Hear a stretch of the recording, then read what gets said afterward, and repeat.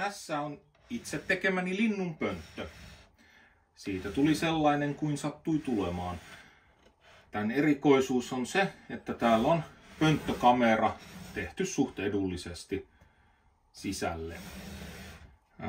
32 mm lentoaukko, pleksistä tehty ikkuna, joka tuo valoa, ettei aina olla yökuvaustilassa. Kameralle virransyöttö, ei olla akuvarassa.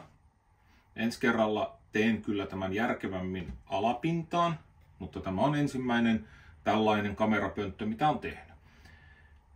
Tähän tulee jousi ja lanka sitten talon seinään ja siinä langassa päällä menee sitten tai pyöritettynä siihen jotenkin järkevästi se virtakaapeli, joka syöttää tuota kameraa.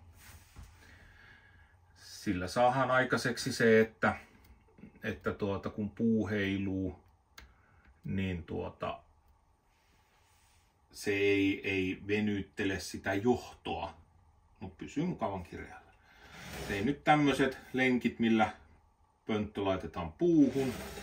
Ja tää on suhteellisen tämmönen yksinkertainen. Tähänkin ehkä olisi voinut jotain fiksumpaa systeemiä harkita, mutta huolto toimii näin. Vähän vielä santapaperia pitää näytellä, että ei linnut varmasti itseensä telo sitten.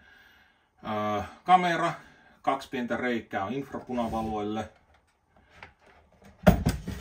Vesivaneeri, kansi. Sokka on toistaiseksi tommonen. Ja tohonkin olisi ehkä syytä laittaa siipimutteri, se lähti matkoihin. Ja tää aukeaa näin. Ja tämä on Tapo 100 kamera, alle 30 wifi kamera langallisella virransyötöllä, joka on laitettu tonne vaan kiinni. Tässä ei ole mitään kosteussulkuja. Eli ajattelin sillain, että jos tuohon laittaa tiivisteitä, koteloinen se nyt ei tähän versioon mahtunut, niin ne tiivisteet kuitenkin sen verran falskat, että kosteus menee sinne, mutta ei tule pois. Voi hyvin olla, että tämä on 1 kesän tai vajaan kesän tuote, että se kamera sieltä hajoaa, mutta tuleepahan nyt kokeiltua. Ikkuna tosiaan pleksiä, johon on laitettu ikkunateippauskalvo. Kuplia jäi vaikka teki mitä, ne varmaan olisi saanut ehkä lämmöllä pois. Laitoin nyt vähän silikoonia väliin ja ruuveilla kiinni.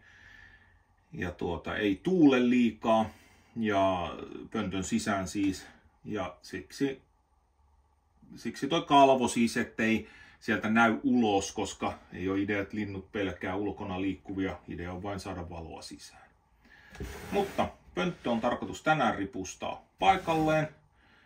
Ja mikäli kaikki menee hyvin, niin tämän videon liitteeksi tulee sitten linkki, mistä sitä voi striimiä katsella. Ja toivotaan, että sinne nyt edes tulee joku yrittämään saada pesimät onnistumaan. Mutta sen näemme sitten. Kiitoksia.